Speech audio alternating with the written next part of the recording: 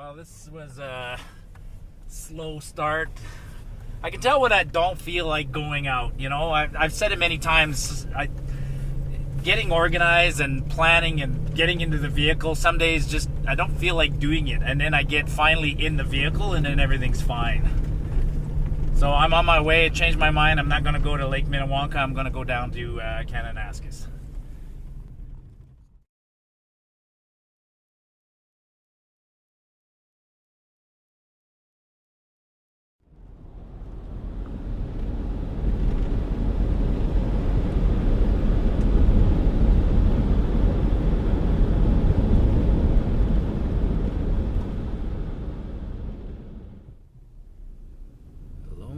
Bighorn.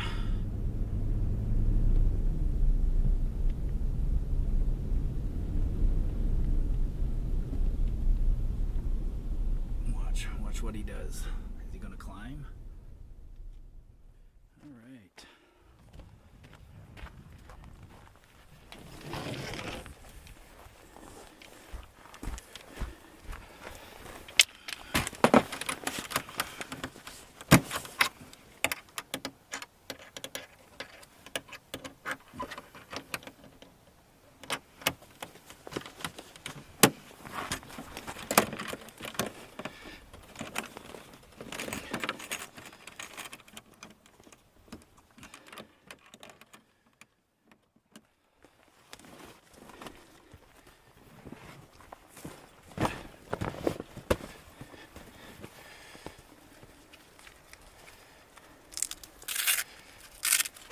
Way more gear than I need, but I just want to see how this thing pulls.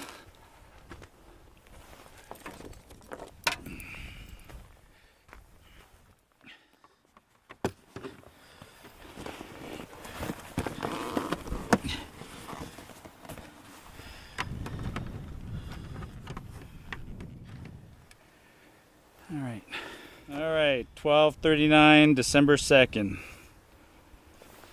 Pulk is hooked up. Well, haven't been a lot of people here.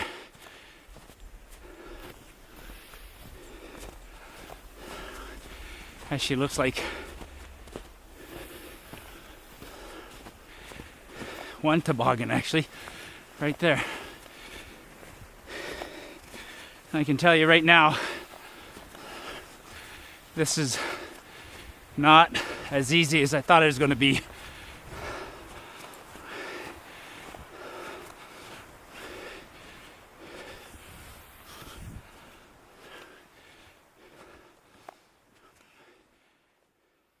Well, when there's absolutely no trail, this thing's a beast to pull. I think if there was a trail, it'd be easier. I'm about to put my snowshoes on because it's thick. Whoop, and now it just fell over. Okay. Time to put on the snowshoes. Time to put on the snowshoes.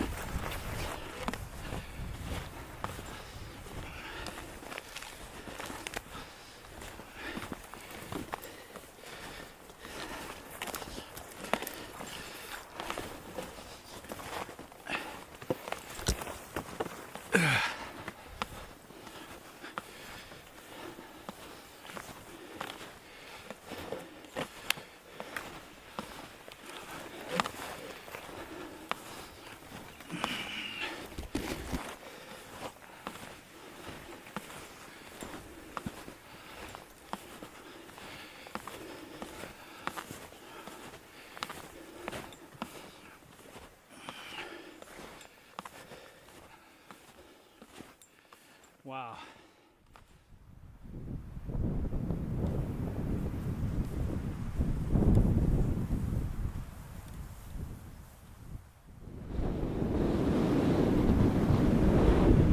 It's windy. Holy smokes.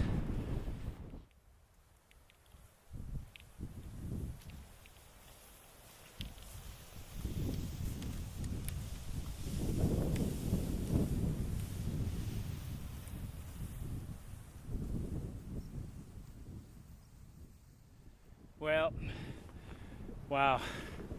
2 hours to travel about 6 kilometers, so that's pretty darn slow. And I had ambitions of going farther, but the reality is I'm losing daylight and I want to videotape the setup, so I need some daylight. Well, camp is set up.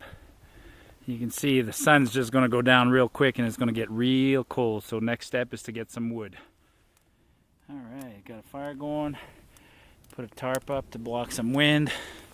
The pulk also blocks wind. It is now 3:40. Sunset's in about 40 minutes. So next step is find a stick for my smoky tonight. There's not a lot to do in the winter.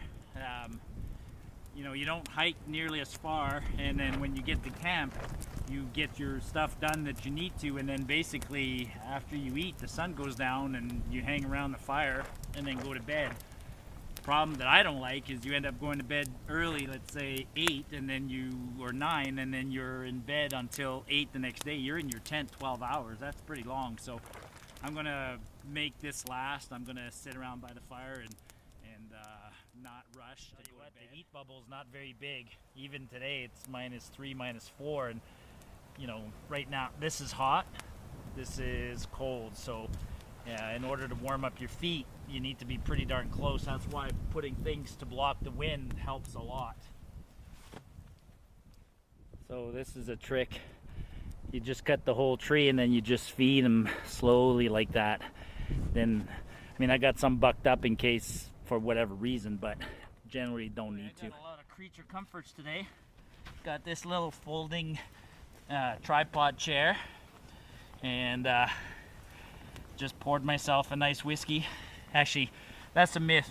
If you ever hang out with Canadians and they go to a party and somebody says, I brought the good whiskey, the good rye is a typical joke. A Canadian will say, I brought the good rye, because they might have bought some Crown Royal or something like that.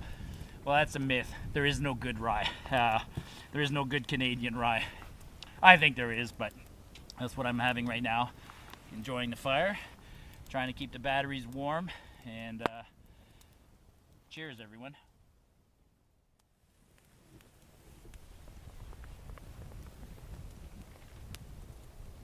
Well, that sun's down.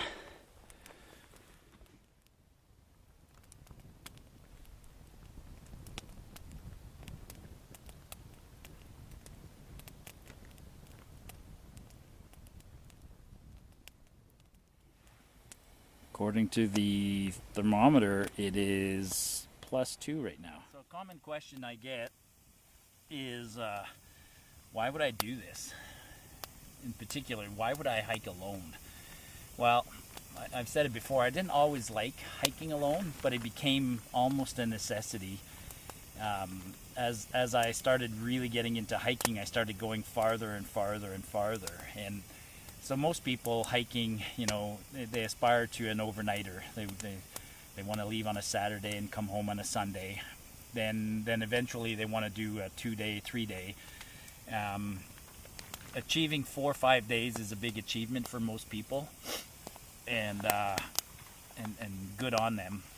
I started hiking farther and farther pretty quickly, and it got to the point where I was doing, I couldn't find people who wanted to go with me. So in that situation, you have no choice. You just start hiking alone.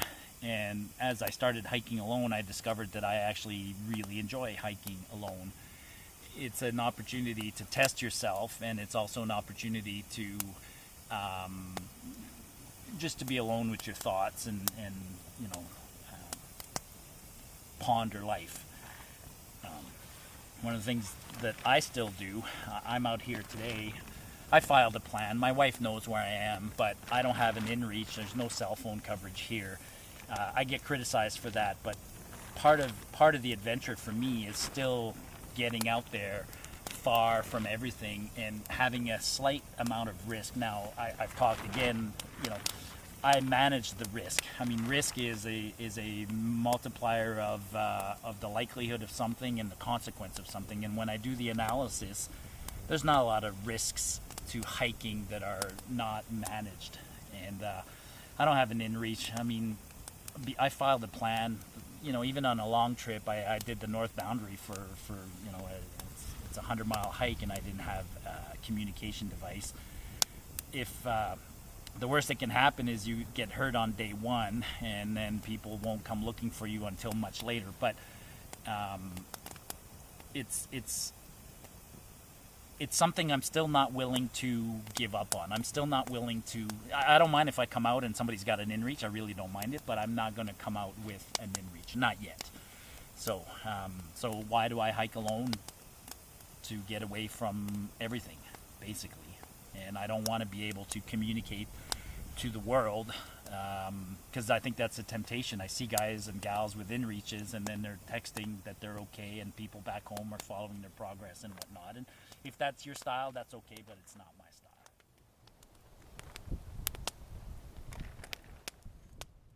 Time to cook one of these bad boys while there's still some light out.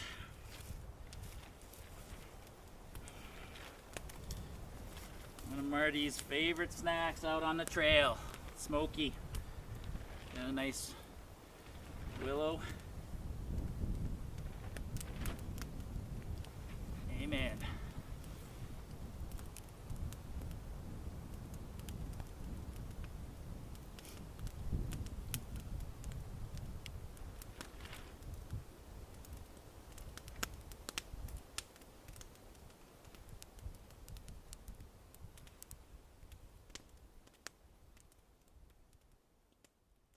Actually,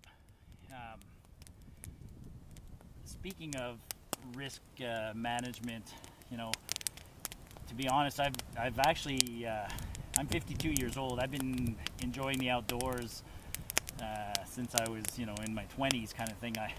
After university, I lived in a place called Fox Creek. If you look up Fox Creek on a map, you'll see that it's in the middle of nowhere and surrounded by forest. So whether it's camping or fishing or hunting or snowmobiling, I've been out in the wilderness a lot. And over the years, I've gotten in a few pickles, and I've always gotten out of those pickles. You know, I've had some bad injuries, some severe cuts and things like that, and I've made it out. And I've been in situations where, you know, a truck is stuck or equipment is damaged or whatever, and I still make it out. And I've learned over the years that planning is important, and I've learned that it's amazing what you can endure, you know, and how hard you can push your body. And I credit that with, you know, I credit the outdoors and I credit hiking with saving my life. And there's a story there. On December 13th, in a couple of days from now, will be the 2-year anniversary of my accident on the St. Lawrence River. So it's a complicated story, but I was on a canoe that capsized, and we couldn't salvage the canoe, and we had to swim, and it was on the it was on a river on December 13th. It was a practice run for something called ice canoeing. Anyways, I swam to shore. I swam a couple of 100 meters to shore, and by the time I got to shore, you know, I can tell that whole story, but I was hypothermic and in deep trouble, but I survived. And unfortunately, there was 5 of us in the canoe, and a gentleman by the name of Daniel, our captain, Daniel did not survive.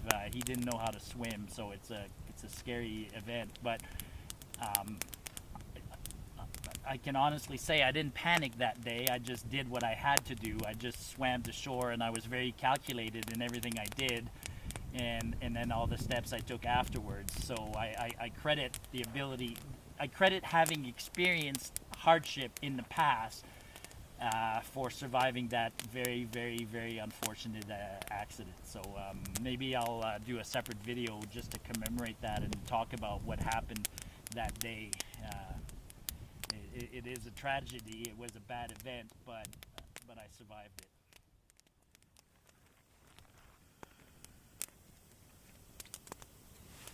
A little mustard.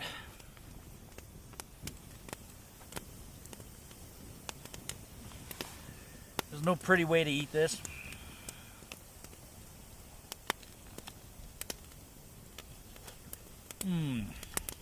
Wow.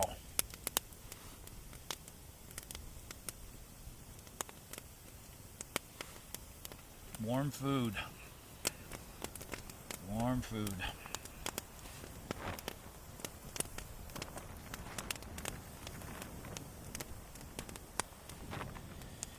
Cheers, everyone. It is now 4:37, which is officially sunset. Now, once the sun goes down, we get about another half hour of sort of light, but in half an hour, it'll be completely dark. So yeah, it's 4:38 right now. You saw this setup in my yard a couple of days ago. So the metallic blanket, the blue foamy, 2 sleeping bags, and yes, tonight I'm going to put the little lantern, although I don't think I'm going to need it because the temperature forecast is quite warm. Quite warm. That's relative. Only a crazy Canuck would call -3 warm. Doesn't that just look totally welcoming?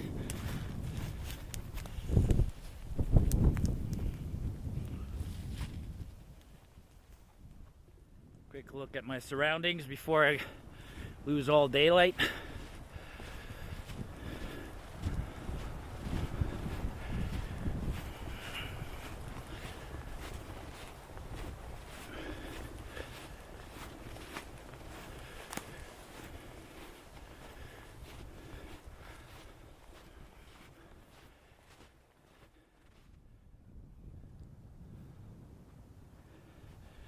I've been here before.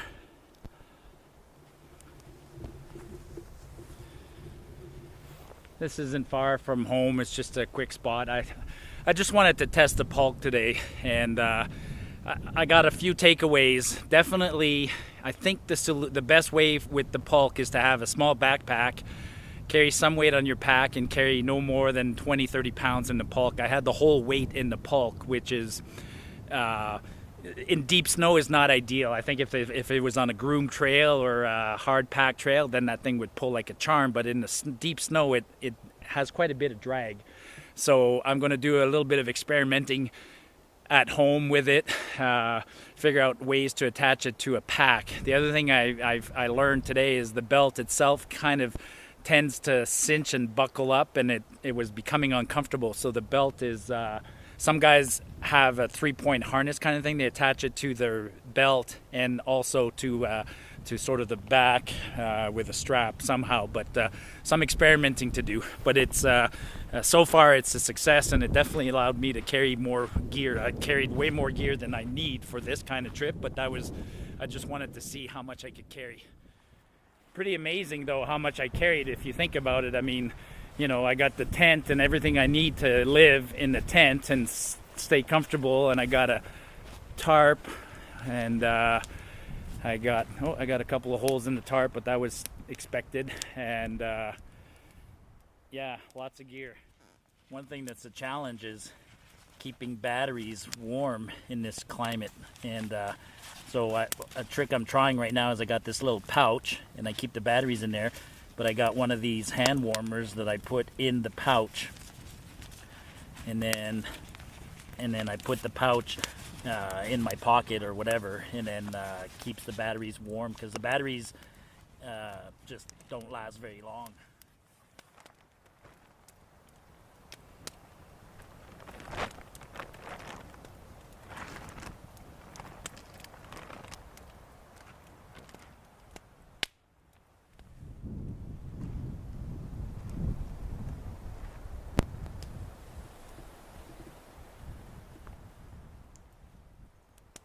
.5:13, and there's still a little daylight. I can see what's going on. I can still see the tent, but only a few more minutes.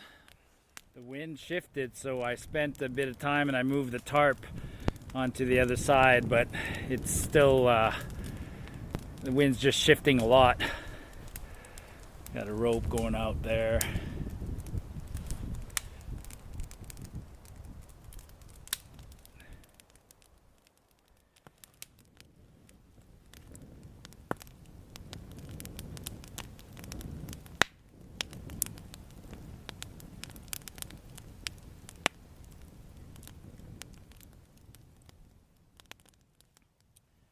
Well, it's a lot better now that the wind has gone down. There was a while there where the smoke was just almost unbearable. Now it's calm, so the smoke's going basically up. And it's 6:30 right now. It's about -3, so it's comfortable. I don't think you can see the stars, but they're out.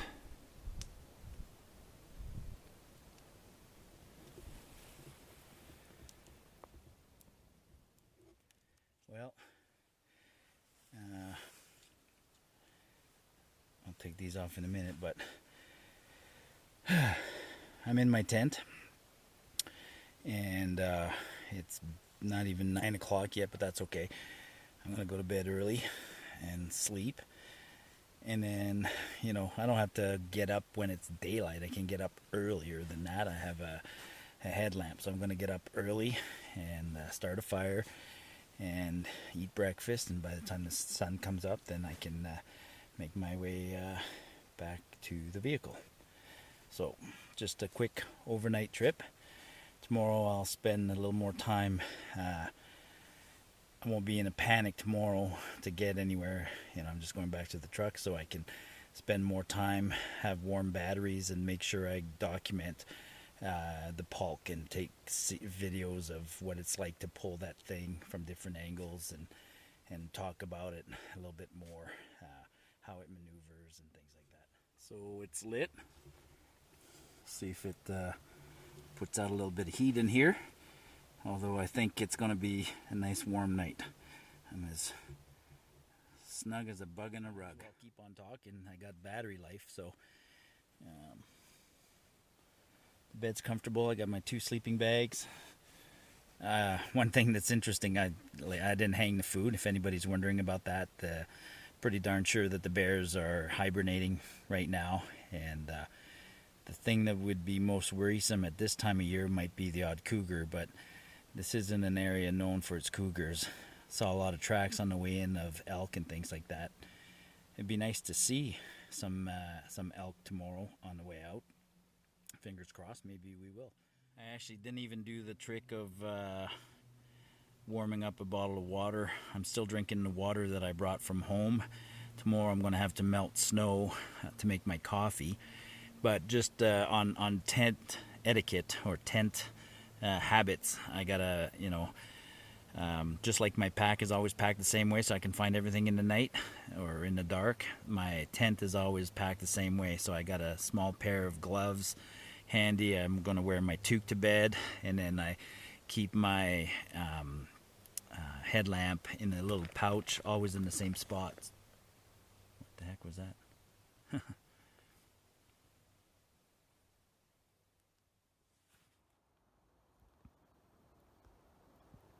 just woke up. It's about 1 in the morning.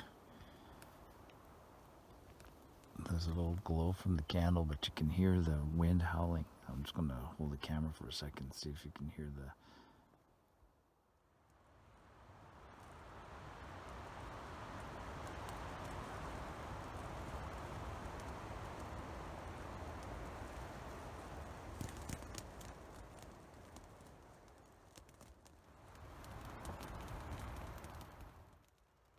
It's 1:20 in the morning. I had to secure the fly at the front of the tent. It was coming apart. I got my backpack underneath there, but the wind, it had lifted or whatever, and the wind was just howling directly into the tent, so pretty windy. And sure enough, it's calming down, but boy, it was quite the storm for a while there. The wind was just incredible.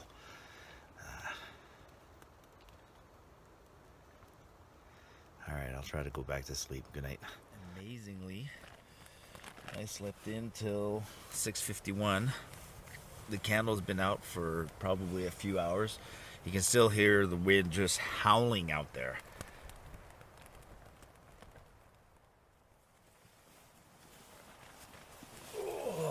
Cold boots in the morning.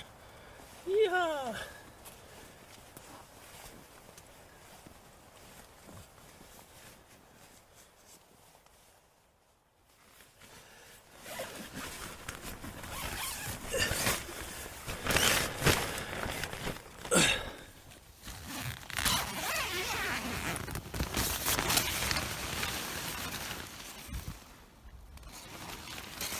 The view from my tent in the morning.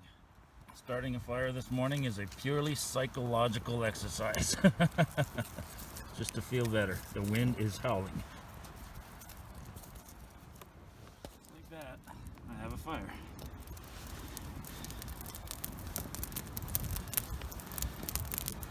It is now 7:17, so in about 20 minutes the sun will come up. Now I can start melting water for my coffee. They say a red sky at night is a sailor's delight, and a red sky in the morning, sailor take warning. So it's still pretty.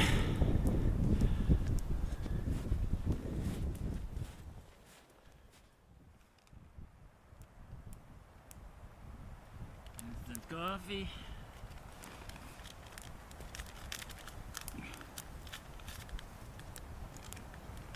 Half a hot chocolate.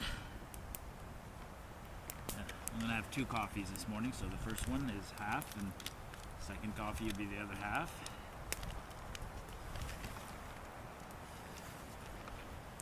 And where's my gripper?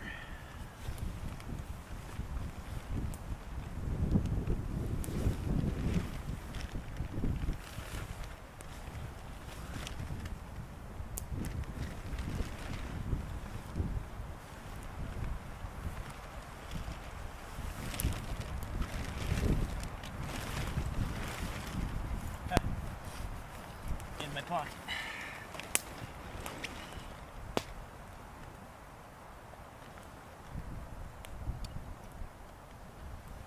Ah, yes. Fresh snow.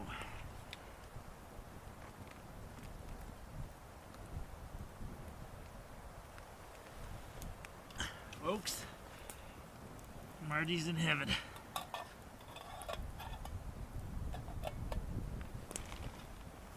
Whew.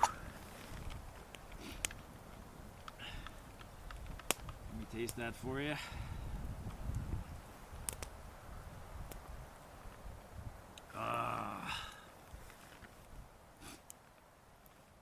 Cheers, everyone.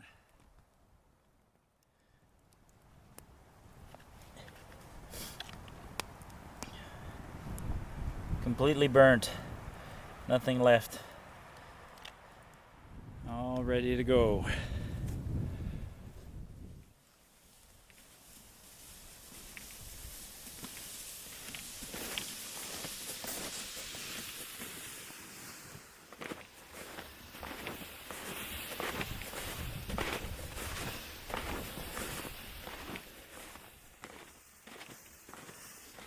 Boy, I hope everybody appreciates how hard it is to video in the winter. Especially with a pulk. I have to disconnect it and reattach it and run ahead. You know, when I'm just walking with a pack, I can run ahead, put the camera down. With a pulk, I have to disconnect, put the camera, then come back and reattach.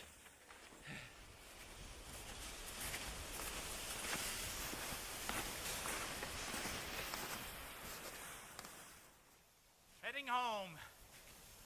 Nothing like a nice day in the bush.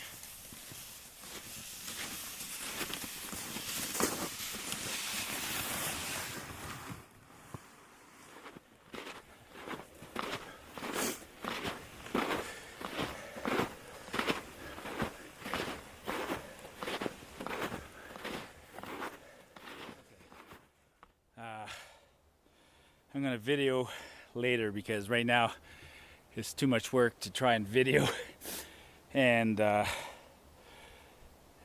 pull this thing. You need to pay attention because I'm not going through flat terrain here. I'm going through hilly, and so kind of need to steer this thing while I'm hiking. So I'm going to put away the camera.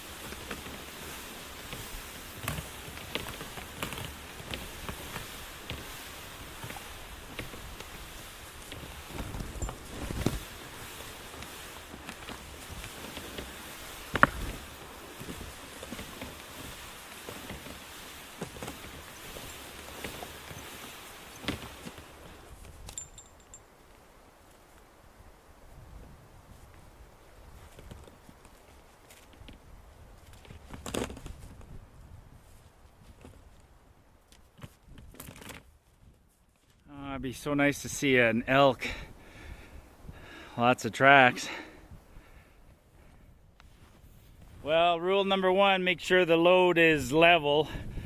Tends to want to tip over a few times. Look at where I am.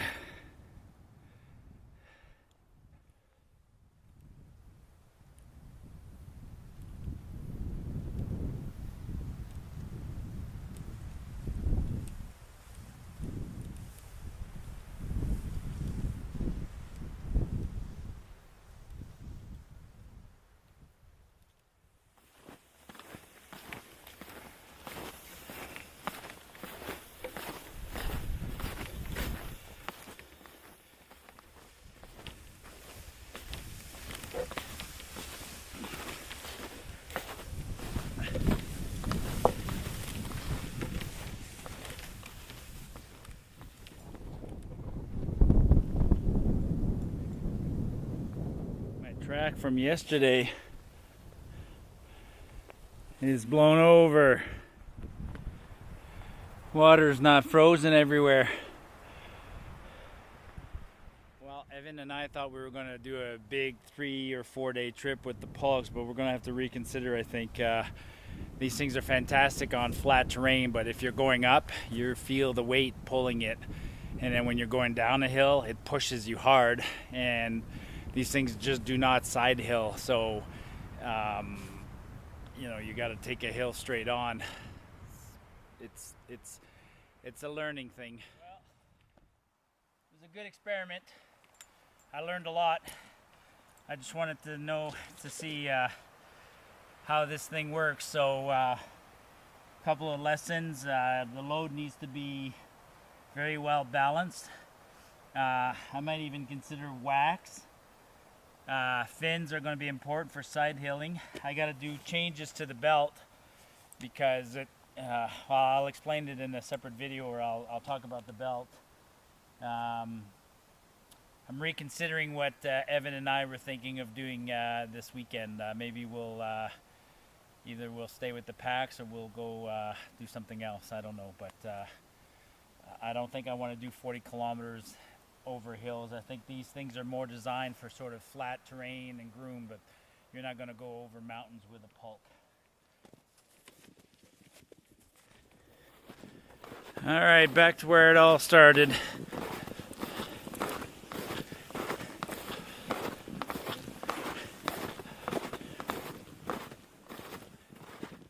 always makes me nervous when I leave my truck, especially when I do these random hikes. I basically left my truck alongside the highway here, so all it takes is one peckerhead to vandalize a truck, you know, turn a good trip into a real shitty one real quick.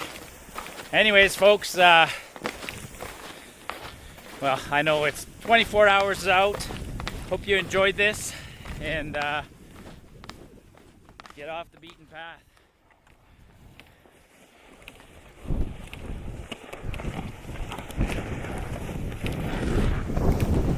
I might have to go down to the river and get myself a glass of water.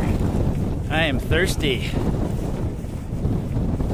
This thing pulls like a charm when you're on your feet or in your boots and not snowshoes.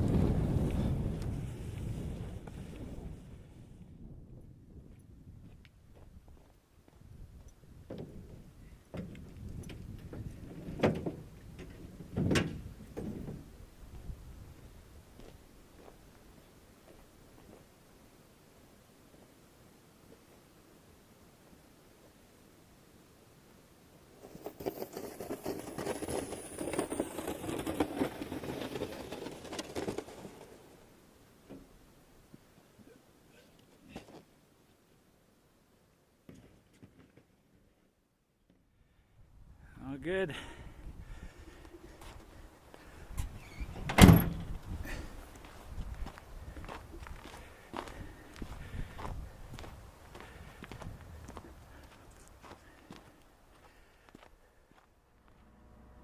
Whoop, that's it. Give him a headbutt.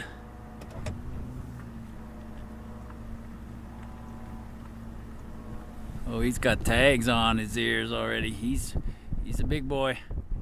Somebody's about to get a whoop ass.